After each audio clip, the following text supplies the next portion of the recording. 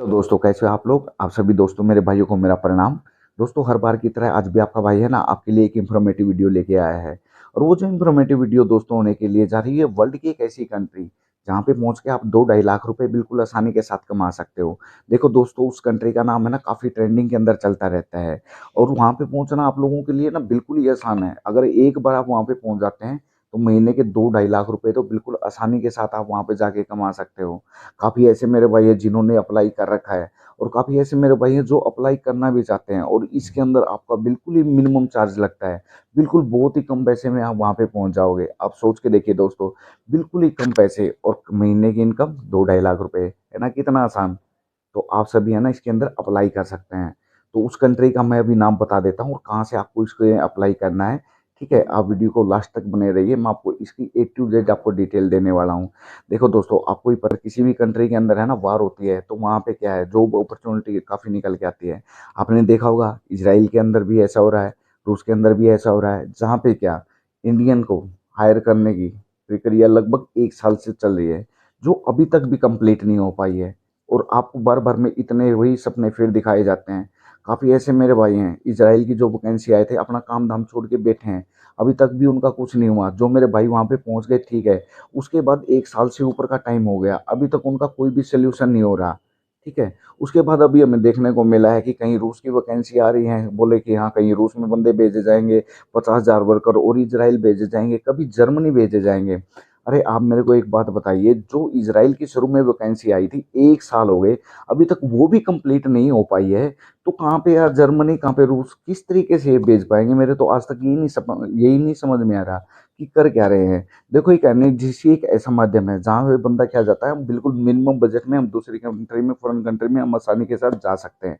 Option बहुत best है। पर धीरे धीरे दोस्तों इससे लोगों का ना मन इतना भर गया है, एनएसडीसी ने इतना परेशान कर दिया है। जो मेरे भाई 10-15 हजार की है ना कहीं जॉब भी करते थे ना, वो भी अपना काम धाम छोड़ के इस इजराइल के चक्कर में ऐसे फंस गए, वो कहीं जाने के लायक नहीं है। ना तो वो इजराइल के सपनों को छोड़ सकते हैं, ना वो यहाँ पे रह के अपना काम कर सकते हैं। इसकी ये नहीं है, अब क्या करें, ना तो पीछे हट सकते ना वो आगे बढ़ सकते। उनके लिए ना पूरा का पूरा दोस्तों रास्ता ब्लॉक हो गया है। और मेरे काफ़ी ऐसे भाई हैं जो कंटिन्यू वैकेंसियाँ डालते रहते हैं, जर्मनी जाओ, इधर जाओ, वहाँ जाओ। एक छोटी ही पेपर की कटिंग कहीं से भी मिल जाए उनको बता देते हैं कि यहाँ के लिए यहाँ पोस्ट आई हुई है आप डालिए। पता नहीं कितने हैं ना मेरे भाई जिनको भ्रमित किया जा रहा है कि हाँ आप वहाँ पे जाइए, ये है वो है। एनएसडीसी काफ़ी अच्छा काम कर रहा था, स्टार्टिंग में इन्होंने बहुत अच्छे लेवल से अच्छे तरीके से लड़कों को बाहर भेजा। पर अभी 1-1.5 साल से देखने को मिल रहा है कि बिल्कुल ही इनके अंदर है ना कोई भी काम करने की अपनी अच्छी इस तरीके से रिस्पॉन्सिबिलिटी को ये बिल्कुल नहीं समझ रहे। क्या और कंट्रियों से वो वहाँ पे काम करने के लिए नहीं जा रहे। अभी इसराइल ने रिसेंटली, मैं आपको बताता हूँ, चीन और मालदोवा से काफी लड़कों को हायर कर रहे हैं। ठीक है, पीछे वहां से इन्होंने श्रीलंका से भी 850 के करीब लड़कों को हायर किया हुआ है। तो अभी इंडियन के साथ ऐसा क्या हो रहा है कि इंडियन वहां पे नहीं जा रहे। कभी वार का वहां पे बहाना हो जाता है कि वो भी वार चल रही है, कभी वहां पे कुछ हो गया, कभी कुछ हो गया। क्या कहाँ पे वार नहीं चलती। आप बताइए, रसिया रसिया में खुद होके आया हूँ, मैंने देखा क्या वहां पे अपने इंडियन वर्कर नहीं जा रहे। जा रहे हैं ना। काफी लड़के हजारों की तादाद में दिल्ली की दिल्ली रसिया पहुंच रहे हैं। ठीक है, प्राइवेट एजेंसियों से। ठीक है, इसलिए बोला जाता है कि हाँ गवर्नमेंट से अच्छा कहीं 2 पैसे अगर एक्स्ट्रा लगा के कहीं भी जाओगे तो वो ज़्यादा बेनिफिट होता है। इसलिए जो गवर्नमेंट की एजेंसियां होती है ना उनसे लोगों का ना बिल्कुल मन उठ गया है। उनको सपने तो दिखाए जाते हैं पर उनको सपनों को ना पूरा करने के लिए कोई आगे नहीं आता। सब पीछे की तरफ भागते हैं।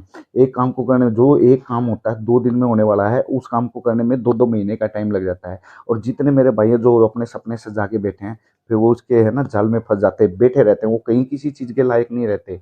उनको समझ में नहीं आता कि हम क्या करें। बहुत ऐसे मेरे भाई हैं जिनके पैसे भी हैं फंसे हुए हैं। एनएसडीसी बोल देते हैं अपने पैसे वापस ले लो। क्या वो पैसे वापस लेने के लिए उन्होंने इंटरव्यू क्लियर किए थे क्या। उन्हें पैसे वापस लेने के लिए उन्होंने 5-7 महीने, जो 1 साल हो गए, उन्हें पैसे वापस लेने के लिए उन्होंने वहाँ पे फॉर्म डाला था क्या। उनको भी तो ये इंतजार था ना कि हम वहाँ पे जाए और अपने अच्छे तरीके से वहाँ पे काम करेंगे।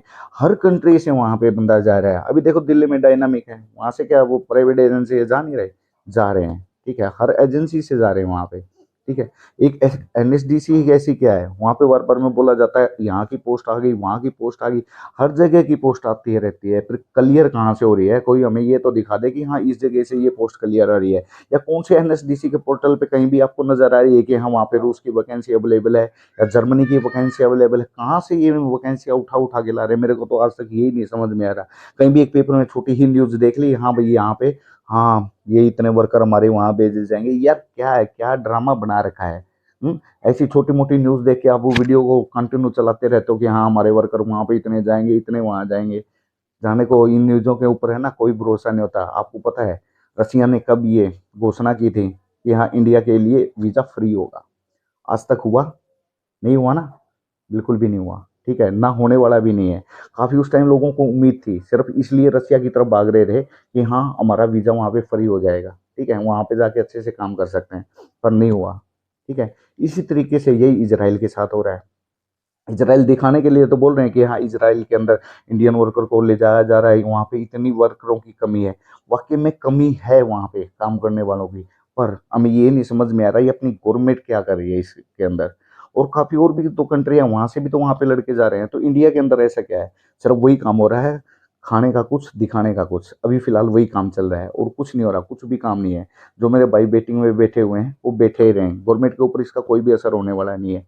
ठीक है दोस्तों, मैं तो ये बोल रहा हूँ अभी आपका क्या है, ये टाइम ही वेस्ट कर रहे हो। इससे अच्छा और भी कंट्री है, आप वहाँ भी साथ के साथ ट्राई करते रहे। कौन सा इजराइल का, कौन सा कुछ अलग से। आपको देखो जो मेहनत करने वाला है ना वो कहीं भी जाके कमा सकता है। ये नहीं आप अकेले इजराइल के भरोसे मत बैठिए। काफी कंट्री है, देखो आपने पैसा लगाना है, मान लेते हैं कहीं पे हाँ कम पैसा लग जाता है, कहीं पे ज्यादा पैसा लग जाता है। आप किसी भी और भी कंट्री के लिए अप्लाई कीजिए साथ के साथ, ताकि आपके पास अपॉर्चुनिटी रहे, सेकंड ऑप्शन रहे। अगर वहाँ पे हो जाए तो ठीक है, कोई वेल एंड गुड। अगर नहीं हो तो आपके पास दूसरा ऑप्शन तो है ना, अपना ऑप्शन आप लेके जाइए। और बाकी ये नहीं है कि हाँ इसराइल के अंदर इतनी भर्ती निकल रही है, जर्मनी के अंदर इन चीज़ों की तरफ है ना अपना अब माइंड मत लेके जाइए। क्योंकि आपको पता है 1 डेढ़ साल आपको ऑलरेडी खराब हो चुका है। और ये आपको मैं एक और काम की बात बता देता हूँ। अब ये इसराइल दूसरी कंट्रियों से क्यों वर्कर को हायर कर रहा है? क्योंकि अपनी एनएसडीसी है ना ये गलती कर चुकी है। देखो आपके घर में भी अगर कोई काम करने वाला कोई मजदूर आता है ना, अगर आपको लगता है ये काम नहीं कर रहा, तो आप क्या बोलते हो उसको? भाई कल से काम पे मत आना। वही अपने इंडियन वर्कर वहाँ पे अभी ऑलरेडी कर रहे हैं। जो एनएसडीसी ने स्टार्टिंग में गलती कर रही की हुई है ना, उसी गलती का आज के दिन जो भी मेरे भाई यहाँ पे बैठे हैं ना, उस गलती को वो भुगत रहे हैं। जिस मेरे भाई को कुछ भी काम नहीं आता था ना, उन लड़कों को वहाँ पे भेजा गया है। ठीक है, अगले बंदे को क्या, अगला कोई भी बंदा अगर 2 ढाई लाख रुपए आपको दे रहा है ना पेमेंट के तौर पे, अगला काम मांगता है। और अपने इंडिया के अंदर क्या है, अगर कंस्ट्रक्शन का बोल दिया जाए ना आपको कंस्ट्रक्शन लाइन में जाने हैं, अगर 2 लाख रुपए भी दे दो तब भी वो काम करने में ना शर्माते हैं, मेहनत करने से डरते हैं। और वही काम वो वहीं पर हो रहा है, बंदे जाते हैं किसी काम में और वहां से उठ के चले जाते हैं किसी काम में। तो यार कौन वर्करों को बुलाएगा? जो शुरू में वहां पहुंच तो गए, जो पीछे भाई हैं उनके बारे में तो कोई नहीं सोच रहा ना, सब अपना अपना मतलब निकाल रहे हैं। ठीक है, अपना काम करें या ना करें उनको कोई फर्क नहीं पड़ रहा। उनको ये नहीं पता अब जो पीछे भाई हैं उनको भी तो आगे की तरफ आना है। कोई मतलब नहीं। दूसरी कंट्रियों के वर्करों को क्यों हायर करने की जरूरत पड़ी इसराइल ने? क्योंकि हार्ड वर्क कर रहे हैं। चीन के, ठीक है, उसके बाद मालदोवा के काफ़ी ऐसे वर्कर है जो वहाँ पे ऑलरेडी अभी पहुँच रहे हैं। श्रीलंका से भी बंदे पहुँचे। इंडियन को इसलिए अपॉर्चुनिटी दी थी कि हाँ वहाँ के लोग हट्टे कट्टे हैं, अच्छे तरीके से वहाँ पे काम करेंगे। ठीक है, हर काम में परफेक्ट है, हर काम को अच्छे तरीके से कर सकते हैं। पर ऐसा नहीं हो रहा उनके साथ। ठीक है, जो भी कॉन्ट्रैक्टर होता है ना उसको काम से मतलब होता है। जब काम ही करके नहीं दोगे कौन बुलाएगा यार? कोई नहीं बुलाता। फिर रिलेशन है, रिलेशन क्या है? रिलेशन तो हर किसी के बंदे के साथ अपने हर किसी इंसान के साथ रिलेशन हो जाते हैं। काम तो वही देगा ना, अगर पैसे दे रहा है तो अगला बंदा काम भी तो लेगा ना।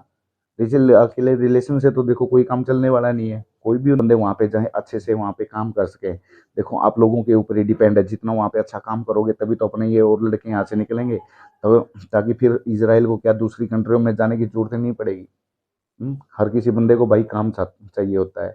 और जो भी मेरे भाई हैं ये डालते रहता है ना कि जर्मनी की पोस्ट आ गई, रूस की पोस्ट आ गई, वहाँ की पोस्ट आ गई। भाई अपना टाइम वेस्ट ना करें। ठीक है, जो मेरा भाई अभी काम कर रहा है यहाँ पे, ठीक है, जो मेहनत कर रहा है ना वो यहाँ भी बैठ के कमा के खा सकता है। और जिसको नहीं करना चाहे उसको जर्मनी चला जाए, वो इटली चला जाए, तब भी कुछ नहीं होना। फिर भी दोस्तों एक आस उम्मीद होती है। ठीक है, कोशिश करते रहिए, देखते रहिए, शायद ऊपर वाला सुन ले। काफ़ी ऐसे मेरे भाई हैं जो इस मुद्दे को उठाते रहते हैं, काफ़ी ट्रेंडिंग के अंदर लेके जाते हैं। उनका भी आप साथ दीजिए। आपको पता है काफ़ी ऐसे बंदे हैं जो बिल्कुल रियल न्यूज़ डालते हैं। उनको पता रहता है कि कब क्या हो रहा है, कब क्या नहीं हो रहा। और बहुत ऐसे मेरे भाई हैं जो इसको ट्रेंडिंग में चलाए जा रहे हैं कि ये वहाँ की वैकेंसी आ गई, ये वहाँ की वैकेंसी आ गई। उन लोगों को खुद ये पता है कि होना जाना कुछ नहीं है, बस अपना टाइम पास है, चल रहे हैं। कहीं से पेपर की कटिंग उठाते हैं, योगी ने आज ये बोल दिया, आज ये मोदी ने बोल दिया। अरे बोलने को तो पता नहीं क्या क्या बोलते रहते हैं। आज तक हुआ है कुछ क्लियर? इतना तो दिमाग लगा लीजिए। अभी जो जर्मनी की वैकेंसी आ गई, रूस की वैकेंसी, एक छोटी पेपर में न्यूज आ गई कि हाँ वैकेंसी आ गई, बस हो गए पास। हाँ पहुंच गए, सारे के सारे रूस पहुंच गए ना। जैसे इजराइल पहुंच गए उसी तरीके से रूस भी पहुंच जाएंगे, जर्मनी पहुंच जाएंगे। बस बिल्कुल छोटा सा काम है ना, कहना आसान है, बहुत ज़्यादा टाइम लग जाता है। ठीक है, अगर कुछ करना है तो रियल में करके दिखाओ ना, ऐसे बेमतलब की बातों में कोई फायदा नहीं है। ठीक है दोस्तों, मिलते हैं नेक्स्ट वीडियो में।